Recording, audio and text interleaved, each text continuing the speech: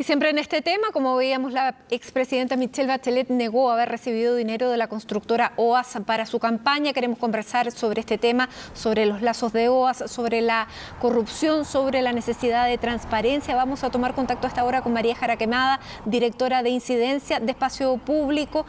María, muchísimas gracias por este tiempo con CNN Chile. Muy buenas tardes. Hola Matilde, buenas tardes.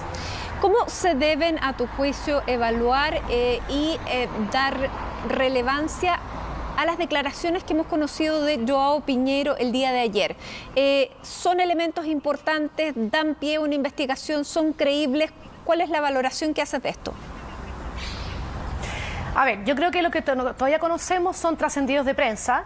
Efectivamente, es primera vez que tenemos información de que él habría afirmado este financiamiento ilegal a la campaña de la presidenta Bachelet. Habían ciertos antecedentes previos, la fiscal Chong había tratado de hacer investigaciones al respecto, pero él se había negado a declarar porque no le había garantizado inmunidad a nuestro país. Entonces, lo que yo creo que ahora corresponde, y tal como lo ha dicho el propio fiscal Abbott, es que ahora el Ministerio Público reciba estos antecedentes por parte de Brasil y pueda iniciar las investigaciones correspondientes. Y estas declaraciones obviamente pueden servir para levantar distintas hebras de investigación, pero hay que contrastarlas con otros medios de prueba. Las delaciones compensadas son un instrumento muy relevante para descubrir casos de corrupción, así se ha visto con el caso Lavallato, con el caso Odebrecht, y también, por ejemplo, en Argentina con los casos de los cuadernos de corrupción, pero también tienen que ser contrastadas con otro tipo de antecedentes, porque como hemos visto, las personas involucradas en estas declaraciones, el expresidente Lago, el expresidente Lula da Silva, la expresidenta Bachelet, han negado que esto sea así, por lo tanto corresponde que el Ministerio Público investigue para ver si efectivamente esto ocurrió o no. Ahora, de acuerdo a la propia fiscal Chong, sí hubo un contrato entre OAS y Giorgio Martelli, que fue recaudador de la campaña, pero esto fue posterior. Como también dice esta declaración de João Pinheiro, que fue este aporte eventual o si existió, fue después de que Michelle Bachelet resultara electa. ¿Ahí hay un punto de coincidencia o es también una delación compensada que puede buscar puntos de coincidencia para hacerse creíble? Eso es lo que no sabemos y por eso es importante que se investigue y que se den todos los antecedentes necesarios. Efectivamente, hay un punto de coincidencia, esa información ya era conocida y Giorgio Martelli ha señalado que se debe a unos servicios que él prestó para la empresa OAS cuando estaban efectivamente participando en la licitación de la construcción del puente del Canal Chacao. Pero eso efectivamente es lo que se tiene que investigar, porque lo que no puede pasar es que este tipo de delaciones sirvan en el fondo para atenuar la responsabilidad de quien las hace, pero que en el fondo no se investigue que efectivamente hayan ocurrido los hechos. Ahora, si es cierto, obviamente son hechos de gravedad y que debieran investigarse, pero como ya sabemos y hemos visto en otros casos de financiamiento ilegal a la política, probables sanciones, yo creo que no creo que haya mucho resultado de sanciones penales dada la debilidad de las leyes anteriores cuando se produjeron estos casos. Ahora, pensando en la figura de la delación compensada requiere que lo que se delate sea verídico para hacerse efectiva. Claro, requiere que sea verídico y que además con esos antecedentes en el fondo se puedan o desentramar ciertos entramados de corrupción o descubrir ciertos hechos que no se pudieran haber descubierto sin esa delación. Pensemos en el caso Odebrecht. El caso Odebrecht estaba tan bien planeado, era tan sofisticado el entramado de corrupción que efectivamente sin la delación que hizo Marcelo Odebrecht y otras personas era muy difícil descubrir todo el entramado de este caso. Entonces efectivamente las delaciones compensadas para que produzcan el efecto que se quiere tienen que dar información, además de ser veraz, tienen que dar información que sea útil para poder perseguir los casos de corrupción que sin ella quizás no se hubieran descubierto. Y en ese caso, porque Pinheiro ya recibió una parte del beneficio que es el arresto domiciliario, se tiene que esperar que efectivamente se dé cuenta que eso era efectivo para poder mantener tal vez esta prisión domiciliaria, este arresto domiciliario o otros beneficios. No sabemos, porque quizás que otras declaraciones dio él que dieron mérito a estos beneficios. La información que nosotros tenemos es a través de lo que un medio de Brasil comunicó por lo que habría en unas comunicaciones entre los fiscales por Telegram. Entonces no tenemos la declaración completa tampoco de Piñeiro como para saber por qué se dio ese beneficio y cuáles son todos los antecedentes que él dio. Entonces yo creo que es importante en ese sentido que el Ministerio Público efectivamente acceda a todos los antecedentes para poder entender qué es lo que ocurrió en Brasil, qué dice en esta declaración y también poder contrastar y continuar la investigación acá en Chile, que se había visto frustrada precisamente porque él no había querido colaborar antes, dado que nuestra legislación no permite que le garanticemos impunidad por sus declaraciones, como sí ha ocurrido con otros países como Perú, donde también ha habido colaboración con Brasil y que ha llevado también a una serie de procesos en contra de la mayoría de los expresidentes desde el retorno a la democracia en ese país. Ahora, cuando la justicia brasileña aprueba la delación, ¿esa delación en Chile se convierte en un instrumento válido también judicial? Hay ciertos mecanismos para la cooperación internacional y para que estos instrumentos sean válidos como prueba. Por eso se está esperando también que se apruebe un acuerdo de cooperación entre ambos países para que esa información efectivamente pueda llegar a la Fiscalía y ellos me imagino también que querrán nuevamente la fiscal Jimena Chong viajar a Brasil para intentar que Piñeiro preste declaración ante ella y no solo los instrumentos que le presten de la colaboración. Entonces yo creo que eso va a ser relevante también para poder continuar con la investigación. Por ahora tenemos trascendidos de prensa, es información que nos ha llegado parcializada y esas son las reacciones que podemos tener, pero yo me imagino que la fiscal Jimena Chong podrá acceder a mayor detalle de todas estas declaraciones. Ahora, ¿es creíble que una empresa como OAS haya aportado a Michelle Bachelet, ya siendo electa presidenta, $200.000? Porque 100 millones de pesos son un poco más de $200.000. Cuando, por ejemplo, se ha estimado la valoración del préstamo, que también quedó la investigación ahí, del préstamo del avión a Marco Enrique Minami por $5 millones, ¿cómo se entienden esos montos? No sabría decirte, pero a ver, ¿es creíble que una empresa haya financiado ilegalmente campañas presidenciales? A mi juicio, dado todos los antecedentes que tenemos de cómo se financiaban las campañas previas a las reformas que se hicieron de las propuestas de la Comisión Engel, sí. Ahora, si es creíble este monto, que se haya entregado el financiamiento con posterioridad a la campaña, no sabría decírtelo. Y por eso yo creo que hay que investigarlo.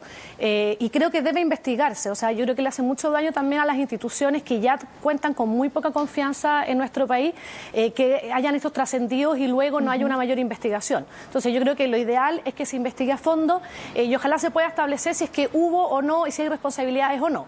El otro problema, como te decía, es la insatisfacción ciudadana también, que muchas veces genera que cuando a veces se detecta que hubo responsabilidades, que hubo infracciones legales, las sanciones son realmente bajas comparadas con lo que hemos visto en otros países vecinos, pero afortunadamente se han hecho cambios legales y si esto ocurriera al día de hoy, las consecuencias serían bastante distintas en caso de que esto sea efectivo. Y en el caso de que eventualmente fuera efectivo, ¿cuál es la sanción legal que nuestra legislación establece para ese periodo de tiempo? Es que ese es el problema, porque, por ejemplo, la legislación anterior de financiamiento electoral no establecía delitos electorales como hoy sí se establecen. Eran todas faltas administrativas con sanciones de multa y que prescribían un año después de las elecciones. Por lo tanto, está todo muy prescrito. Entonces, lo que se ha hecho el Ministerio Público es tratar de perseguir este tipo de actos a través de delitos tributarios o de fraude al fisco, cuando, por ejemplo, se recibió por reembolso de gasto electoral de parte del Estado, dineros que en el fondo no tenían que recibirse, pero son figuras más bien que se han buscado para intentar perseguir este tipo de hechos, pero que lamentablemente no estaban sancionados antes como delitos electorales y hoy en día sí. Ahora, OAS extendió esta red antes con Odebrecht, después con OAS, conocimos lo de OAS, prácticamente por todo nuestro continente.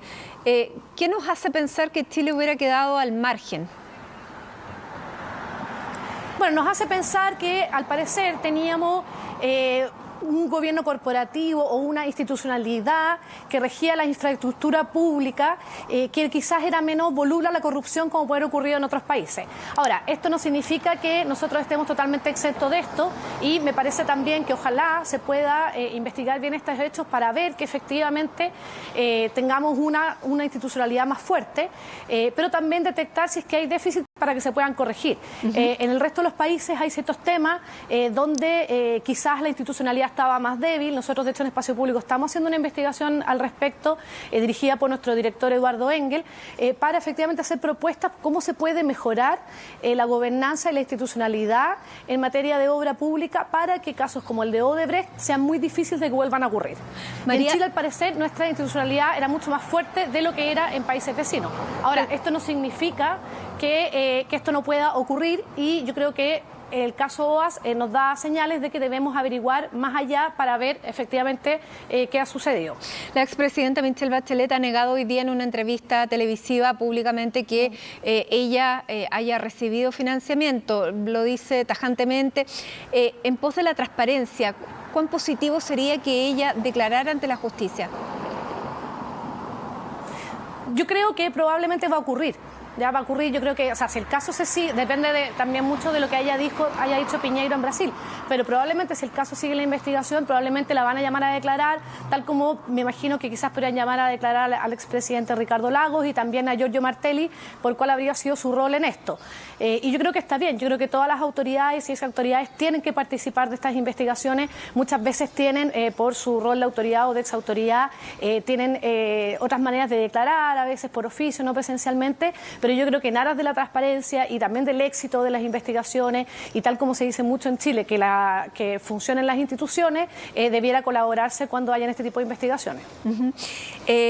Dentro también de la transparencia de las instituciones, este proceso OAS o Odebrecht ha estado cruzado por múltiples intereses políticos en Brasil, en Chile. Hemos visto que el entonces fiscal que estaba investigando a Ignacio Lula da Silva luego se convierte en ministro de Justicia. Por la sanidad de las instituciones, ¿cuán recomendable es que se produzcan estos cruces, María? Yo creo que esto también nos demuestra que hay que tener ojo también con resguardar las instituciones para que efectivamente no se politicen.